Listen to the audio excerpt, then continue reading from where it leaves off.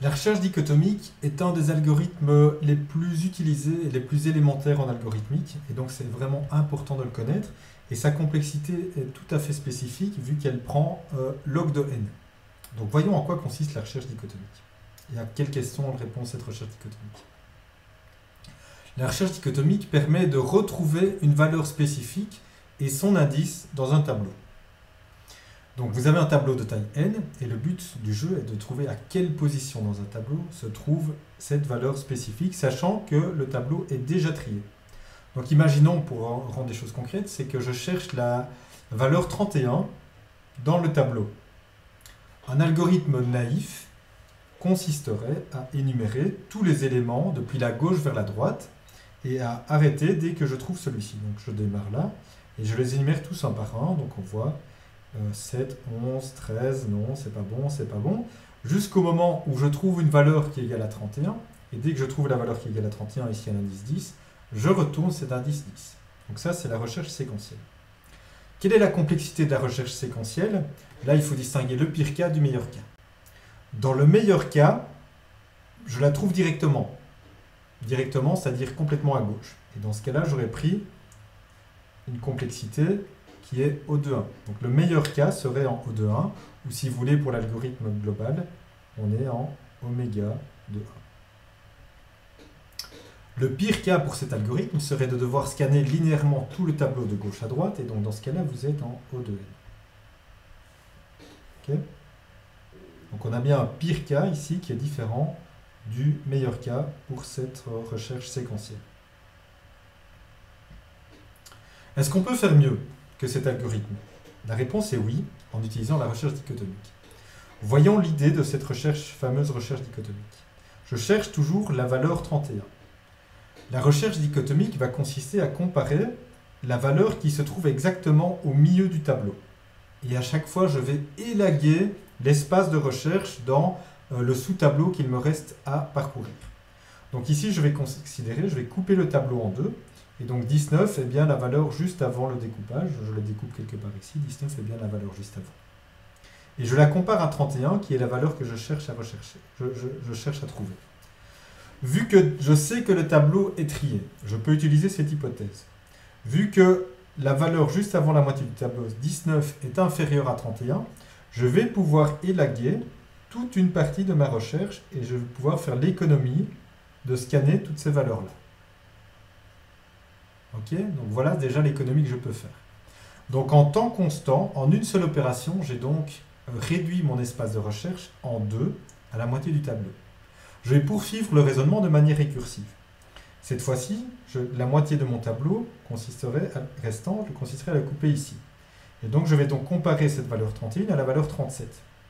Cette fois-ci, 31 est inférieur à 37. Et donc la partie du tableau que je vais pouvoir couper est la suivante.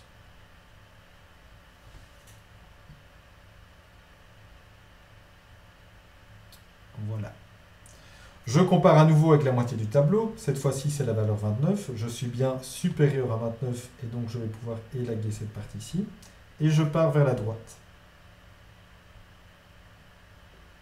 Et je trouve 31. Donc je sais que 31 se trouve à cette position-là.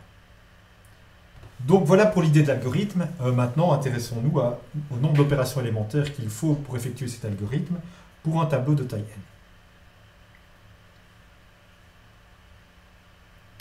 Il y a deux approches pour faire ce raisonnement-là. La première approche consisterait, on appelle cette structure où on divise à chaque fois en deux, on appelle ça un arbre. La première approche consiste à considérer le nombre de niveaux, parce que ma complexité dépend bien du nombre de niveaux que j'ai dû considérer dans cet arbre. Okay. Alors et vous voyez que le nombre de niveaux est à chaque fois multiplié par 2. Okay. Et donc ici, vous voyez que j'en avais 1, puis j'en ai eu 2, j'en avais 1, puis 2, puis 4, puis 8, puis 16. Donc à chaque fois, je multiplie en 2. Donc le nombre de niveaux que j'ai, ici, c'est 16, et à chaque fois, j'ai divisé en 2. Donc vous avez le logarithme en base 2 de 16. Vous avez 4 niveaux. Okay. Et donc, à chaque fois, je suis parti soit vers la gauche, soit vers la droite, et j'ai dû effectuer un nombre constant d'opérations à chaque niveau. Donc ma complexité, Si n est la taille du tableau, ici en dessous, okay, si j'ai un tableau de taille n, le nombre de niveaux est égal à log en base 2 de n, mais on écrit souvent juste log de n. Okay. Ma complexité s'étend au de log de n. Ok, ça c'est pour ma complexité. Et si j'ai de la chance, ben, je trouve directement, par exemple ici, supposons que j'avais 31 ici qui se trouvait là. Voilà. Je m'arrête directement, je le trouve déjà aux nœuds racines de mon arbre, ici. Je trouve la valeur 31, j'aurais pu m'arrêter directement. Et donc ma complexité va vraiment être oméga de 1 au de log de n. Et donc log de n est bien le pire cas.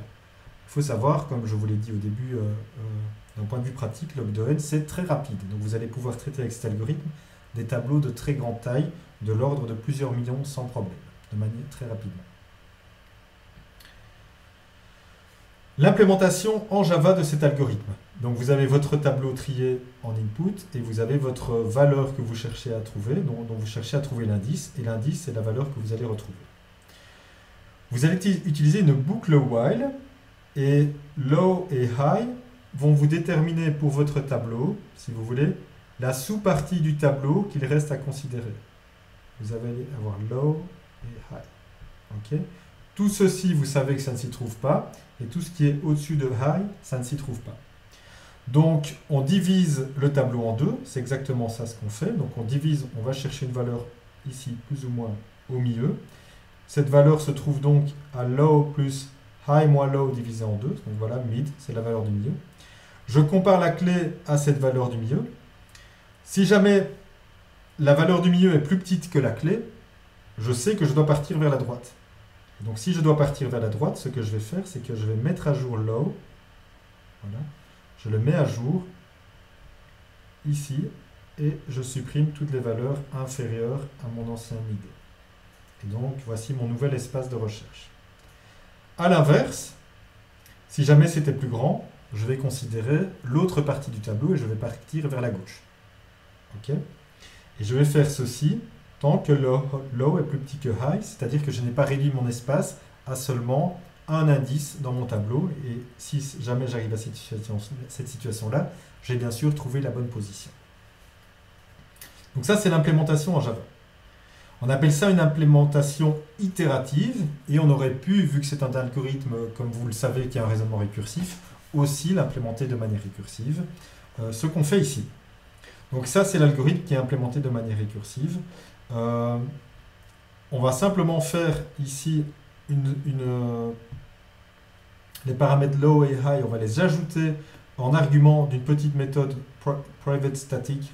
Okay. Et ces arguments vont être modifiés d'un appel à l'autre.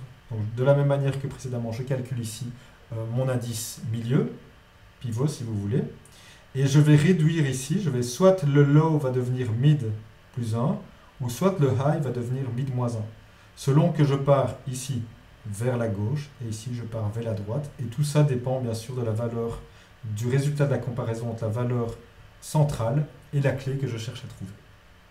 Donc soit je pars vers la gauche, soit je pars vers la droite, récursivement. La complexité est exactement la même que précédemment.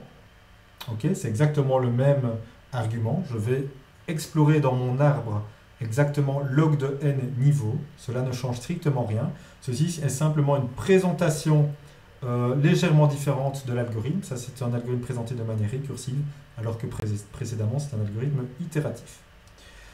Comment est-ce qu'on fait pour se convaincre que la complexité d'un algorithme récursif, ça c'est néanmoins intéressant, on va utiliser ce qu'on appelle des formules de récurrence. Alors pour faire une formule de récurrence, vous devez paramétriser la complexité de votre algorithme en fonction de l'input. Okay. Mais n, cette fois-ci, ce ne sera plus la taille du tableau A, ce sera le nombre d'éléments entre low et high, vu que vous voyez que votre algorithme dépend du nombre d'éléments entre low et high à chaque appel récursif. Ok. Donc n, c'est vraiment le nombre d'éléments entre low et high. Alors la complexité, ben, ici j'ai d'abord un certain nombre d'opérations que je vais exécuter en temps constant. Donc ici, ces trois lignes-là, le if compris si vous voulez, c'est du O de 1. Par contre, ici j'ai un appel récursif Okay, si ma complexité s'appelle T de n, l'appel récursif ici va prendre T de n divisé en 2, vu que j'ai bien réduit l'écart entre low et high, je l'ai réduit, je l'ai divisé en 2, lorsque je partais vers la gauche ou que je partais vers la droite. Et donc si j'exprime ma complexité, T de n comme étant le pire cas, okay, au départ, ici c'est n, okay, donc là j'ai bien T de n au départ. Si je déroule cette complexité récursivement, voici ce que j'obtiens. Donc T de n va me prendre un nombre d'opérations constant, si n égale 1, ou que la clé est trouvée. A l'inverse, si elle n'est pas trouvée, je vais prendre un nombre d'opérations qui est égal à T de n divisé en 2 plus le nombre d'opérations constant. Ok? Et donc, pour t égale 16, si je déroule ça, je vais bien avoir ici log de 16 fois c. Donc, 4 fois c, 4 fois ma constante. Et donc, t de n va appartenir à la classe des fonctions qui s'exécutent en temps logarithmique. Donc, on arrive avec le raisonnement récursif et les équations de récurrence exactement à la même complexité que si on l'avait analysé avec une procédure itérative. Donc, deux approches différentes de calculer la complexité. Une avec les boucles et la procédure itérative, ou alors vous faites une analyse par équation de récurrence lorsque vous avez un algorithme récursif, mais le résultat sera le même. Il y a toujours moyen de transformer un algorithme récursif en un algorithme itératif, si c'est plus facile. Je reviens à mon problème de recherche des triplets qui arrivait exactement à une somme donnée. Et maintenant, on va voir que c'est possible de faire cet algorithme mieux que n cube. Donc si vous vous souvenez, la complexité c'était O de n cube, parce qu'on voulait énumérer tous les i plus petits que j, plus petits que k. Okay. Et je vous avais dit, il y a peut-être moyen de faire mieux. Une fois qu'on a i et j, on peut retrouver un peu plus rapidement qu'en O de n le dernier indice k pour savoir s'il existe ou pas. Alors comment est-ce qu'on fait? On va faire la double boucle pour les i et pour les j. Donc là j'en ai déjà pour O de n carré. Et puis l'indice que je vais rechercher dans mon tableau en supposant que values est trié, c'est obj moins values de i moins values de j. Je vais chercher cet élément-là dans le tableau values. Combien cela me prend-il? Et cela me prend avec la recherche dichotomique O de log de n. Encore une fois en supposant que le tableau est trié. Ok. Et donc votre complexité va être n carré fois log de n, donc O de n carré log n. Voilà votre nouvelle complexité, ce qui est nettement mieux que n cube, grâce à la recherche dichotomique. Si le tableau n'était pas trié, vous auriez pu le trier ici au départ, et cela aurait pris une complexité, comme on va le voir juste après avec un algorithme comme MergeSort. Cela aurait pris un petit précalcul de n log n juste pour trier le tableau.